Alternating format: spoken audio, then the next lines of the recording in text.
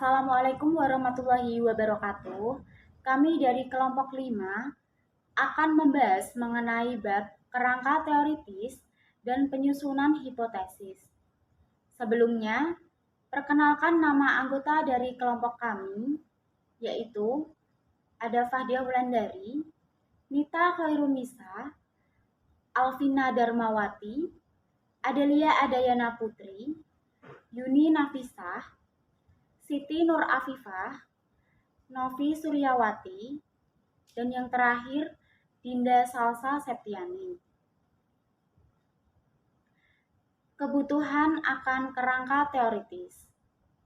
Kerangka teoritis atau theoretical framework menunjukkan keyakinan pada bagaimana fenomena tertentu atau variabel atau konsep saling terkait satu sama yang lain atau model, dan penjelasan tentang mengapa yakin bahwa variabel tersebut saling terkait satu sama yang lain atau teori.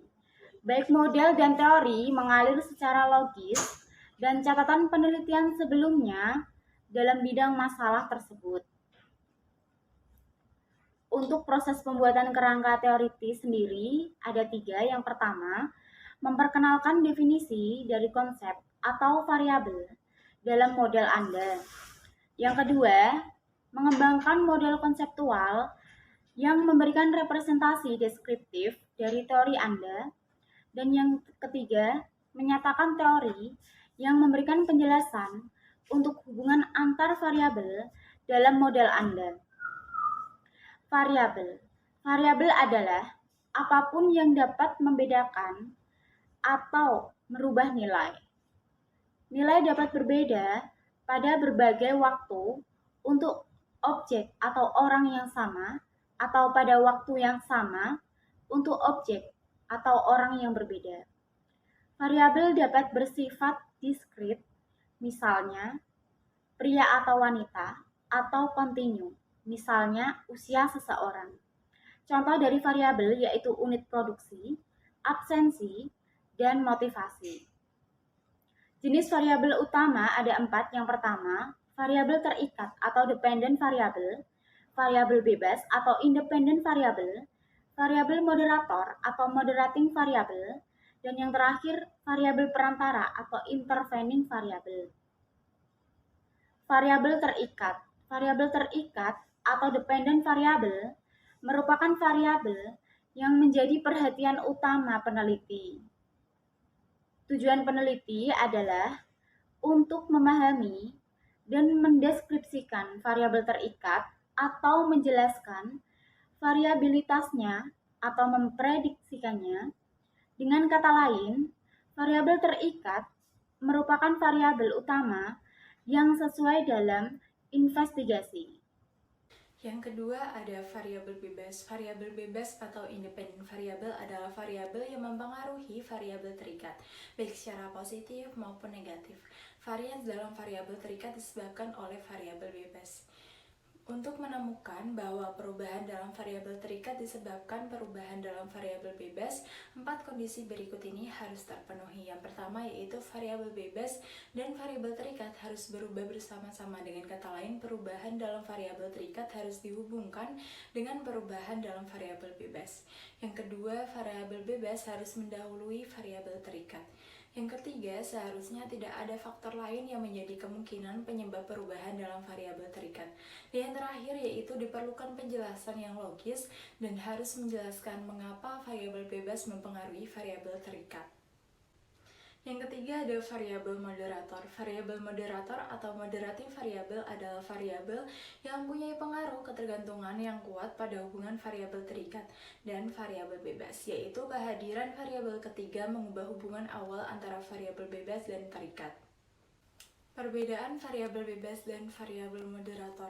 Sering muncul kebingungan mengenai kapan sebuah variabel diperlukan sebagai variabel bebas dan kapan variabel tersebut menjadi variabel moderator. Sebagai contoh terdapat 2 situasi sebagai berikut. Ilustrasi di atas memperjelas bahwa meskipun variabel yang digunakan adalah sama, keputusan terkait apakah akan menamainya variabel bebas, terikat, atau moderator tergantung pada bagaimana variabel tersebut saling mempengaruhi satu sama lain. Perbedaan antara pengaruh variabel bebas dan moderator ditunjukkan secara visual pada figur 5.5 A dan B. Variabel perantara atau mediating variable atau intervening variable adalah variabel yang muncul antara saat variabel bebas mulai mempengaruhi variabel terikat dan saat pengaruh variabel bebas terasa pada variabel terikat. Dengan demikian, terdapat kualitas temporal atau dimensi waktu pada variabel perantara. Berikut adalah diagram dari hubungan antara variabel bebas, variabel perantara, dan variabel terikat. Di sini ada waktu T1 menuju ke T2 dan menuju ke T3. Pada T1 ada keragaman tenaga kerja yaitu variabel bebas, sedangkan T2 yaitu sinergi kreatif atau variabel perantara, dan T3 ada efektivitas organisasi atau variabel terikat. Perhatikan bahwa sinergi kreatif variabel perantara muncul pada waktu T2 sebagai fungsi dari keragaman tenaga kerja yang berada pada waktu T1 untuk menyebabkan efektivitas organisasi pada waktu T3. Variabel perantara berupa sinergi kreatif membantu kita untuk mengonsepkan dan memahami bagaimana keragaman tenaga kerja menghasilkan efektivitas organisasi. Berikut adalah diagram dari hubungan antara variabel bebas, variabel perantara, variabel moderator, dan variabel terikat. Di sini ada keragaman tenaga kerja, yaitu variabel bebas, menuju ke sinergi kreatif, yaitu variabel perantara. Di antara dua variabel ini muncullah variabel moderator, yaitu minat dan kecenderungan. Variabel moderator ini memiliki pengaruh ketergantungan pada hubungan antara dua variabel, yaitu variabel bebas dan variabel perantara.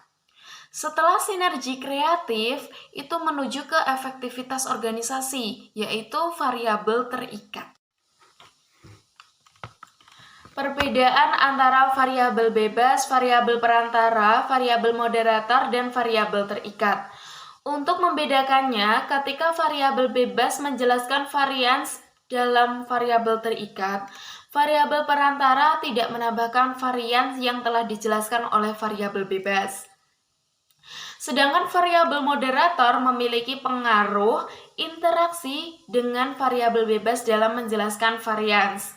Maka hubungan yang diteorikan antara dua variabel lain yang dipertimbangkan tidak akan terbukti kecuali terdapat variabel moderator.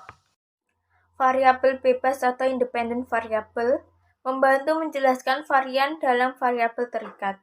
Variabel perantara atau mediating variable muncul ketika T2 sebagai fungsi dari variabel bebas yang juga membantu kita untuk mengucapkan hubungan antara variabel bebas, variabel terikat, dan variabel moderator atau moderating variable.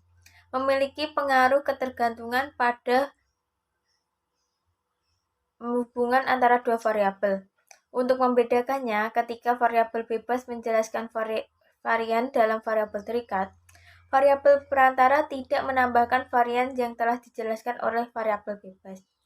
Sedangkan variabel moderator memiliki pengaruh interaksi dengan variabel bebas dalam menjelaskan varian. Maka hubungan yang diteorikan antara dua variabel lain yang dipertimbangkan tidak akan terbukti kecuali terdapat variabel moderator. Variabel adalah variabel bebas, variabel terikat, dan variabel perantara atau variabel moderator. Sebagai contoh, variabel seperti motivasi untuk bekerja dapat menjadi variabel terikat, variabel bebas, variabel perantara, atau variabel moderator, tergantung pada model teoritis yang digunakan. Kerangka teoritis. Kerangka teoritis merupakan fondasi di mana seluruh proyek penelitian didasarkan.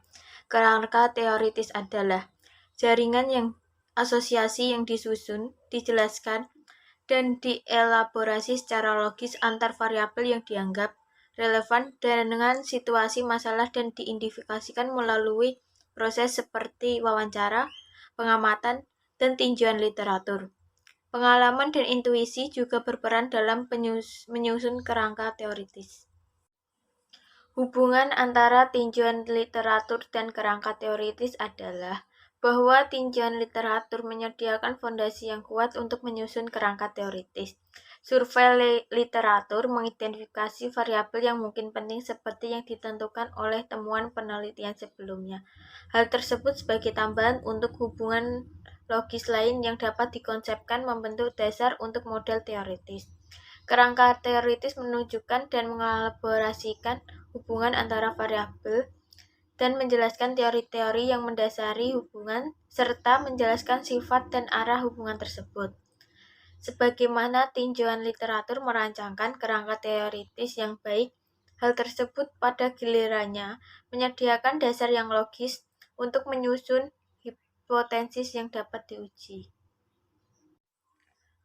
Komponen kerangka teoritis. Kerangka teoritis yang baik mengidentifikasi dan menentukan variabel-variabel penting dalam situasi tersebut yang relevan dengan definisi permasalahan dan selanjutnya mendeskripsikan serta menjelaskan hubungan antara variabel-variabel tersebut. Terdapat 3 ciri dasar yang harus dimasukkan dalam kerangka teoritis. 1. Variabel yang dianggap relevan dengan studi harus ditentukan dengan jelas. 2.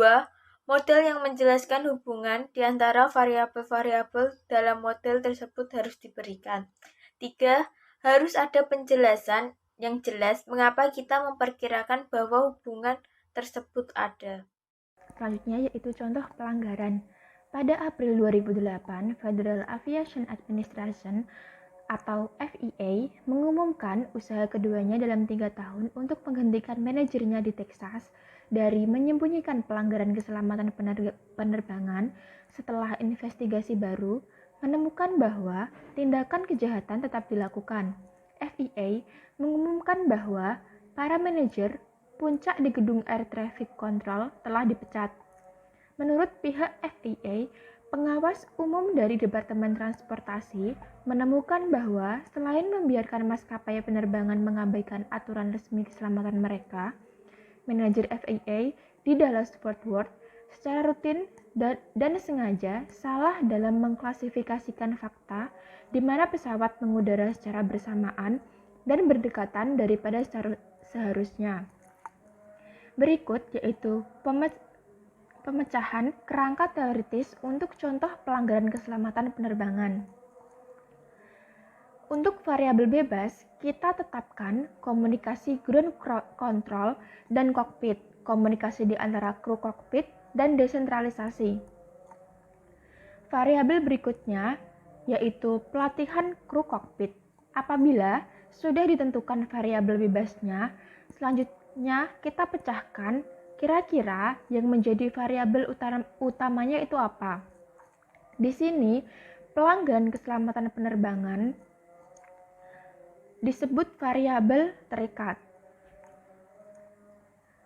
Selanjutnya, berbeda dengan yang tadi, adanya variabel moderator.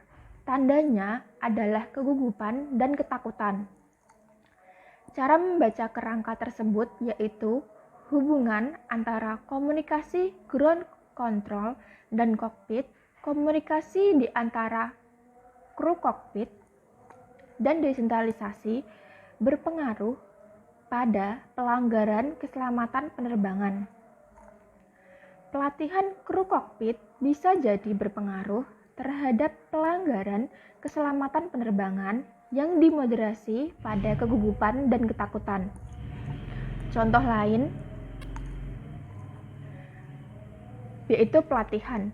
Pelanggaran keselamatan penerbangan tidak akan terjadi apabila komunikasi di antara kru kokpit, komunikasi di ground control dan kokpit, desentralisasi, dan adanya pelatihan di mana pelatihan memperkuat komunikasi di antara kru kokpit, komunikasi di ground control dan kokpit, dan desentralisasi, begitu pula sebaliknya. Apabila tidak ada moderasi, belum tentu hubungan akan kuat. Dan adanya pelatihan di sini akan membuat pelanggaran di sini menjadi relatif kecil. Penyusunan hipotesis. Yang pertama, menerapkan hubungan antar variabel melalui penalaran logis dalam kerangka teoris. Yang kedua, mengidentifikasi variabel penting. Dan yang ketiga, menguji apakah hubungan yang diteorikan. Selanjutnya, hipotesis. Pernyataan sementara namun dapat diuji yang memprediksi apa yang Anda ingin temukan dalam data empiris Anda. Hubungan yang diperkirakan secara logis antara dua variabel atau lebih yang ditunjukkan dalam bentuk pernyataan yang dapat diuji. Pernyataan hipotesis menguji hubungan antar variabel, pernyataan jika, sampai maka. Selanjutnya, hipotesis direksional dan non-direksional. Hipotesis direksional yaitu menyatakan hubungan antara dua variabel atau membandingkan dua kelompok, digunakan istilah-istilah seperti positif, negatif, lebih dari, kurang dari, dan semacamnya. Contohnya, wanita lebih termotivasi dibanding pria. Kalau hipotesis non-direksional yaitu menyatakan hubungan atau perbedaan, tetapi tidak memberikan indikasi mengenai arah dari hubungan atau perbedaan tersebut. Contohnya, terdapat hubungan antara usia dan kepuasan kerja. Hipotesis nol dan alternatif. Hipotesis nol, hipotesis yang dibuat untuk ditolak dengan tujuan guna mendukung hipotesis alternatif yang dilambangkan dengan HA. Dan hipotesis alternatif atau kebaikan dari hipotesis nol, pernyataan yang menunjukkan hubungan antar dua variabel atau menunjukkan perbedaan antar kelompok. Hipotesis nol berkaitan dengan perbedaan kelompok yang dinyatakan dalam contoh wanita lebih termotivasi dibanding pria. Menjadi hipotesis nol plus mean tingkat motivasi pria sama dengan mean tingkat motivasi wanita, atau hipotesis nol dibagi mean tingkat motivasi pria dikurangi mean tingkat motivasi wanita sama dengan 0. Sedangkan hipotesis alternatif contohnya yaitu hipotesis alternatif dibagi mean tingkat motivasi pria lebih kecil dibanding mean tingkat motivasi wanita, yang sama dengan hipotesis alternatif dibagi mean tingkat motivasi pria lebih besar dari mean tingkat motivasi wanita. Langkah-langkah yang harus diikuti dalam pengujian hipotesis. Yang pertama, menyatakan hipotesis nol dan alternatif. Kedua, memilih uji statistik yang tepat berdasarkan data yang dikumpulkan oleh parametrik atau non-parametrik. Ketiga, menentukan tingkat signifikasi yang diinginkan. Keempat, memastikan jika hasil dari analisis komputer menunjukkan bahwa tingkat signifikasi terpenuhi. Selanjutnya, pengujian hipotesis dengan penelitian kualitatif. Hipotesis juga dapat diuji dengan data kualitatif.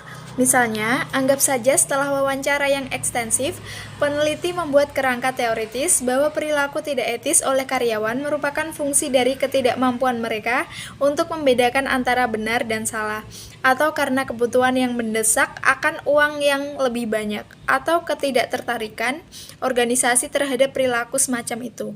Untuk menguji hipotesis bahwa ketiga faktor tersebut merupakan faktor utama yang memengaruhi perilaku tidak etis, peneliti harus mencari data yang menyangkal hipotesis tersebut. Bahkan, jika kasus tunggal tidak mendukung hipotesis tersebut, teori harus direvisi. Katakanlah bahwa peneliti menemukan satu kasus di mana seorang dengan sengaja melakukan perilaku tidak etis dengan menerima suap meskipun faktanya tak cukup memiliki pengetahuan untuk membedakan hal yang benar dan yang salah, tidak membutuhkan uang, dan mengetahui bahwa organisasi akan membenci perilakunya hanya karena ingin kembali ke sistem tersebut yang tidak akan menerima sarannya. Penemuan baru ini melalui penolakan atas hipotesis awal disebut sebagai metode kasus negatif, yang memungkinkan peneliti untuk merevisi teori dan hipotesis hingga teori tersebut menjadi kuat. Selanjutnya, implikasi manajerial. Yang pertama, progres penelitian dari tahap pertama hingga perumusan hipotesis untuk diuji. Yang kedua, membuat manajer mampu menjadi hakim yang cerdas terhadap laporan penelitian yang diberikan oleh konsultan. Yang ketiga, membantu manajer untuk bertahan dengan atau menghentikan dugaannya yang walaupun masuk akal tidak terbukti. Sekian presentasi dari kelompok kami. Apabila ada salah kata, kami mohon maaf. Terima kasih. Wassalamualaikum warahmatullahi wabarakatuh.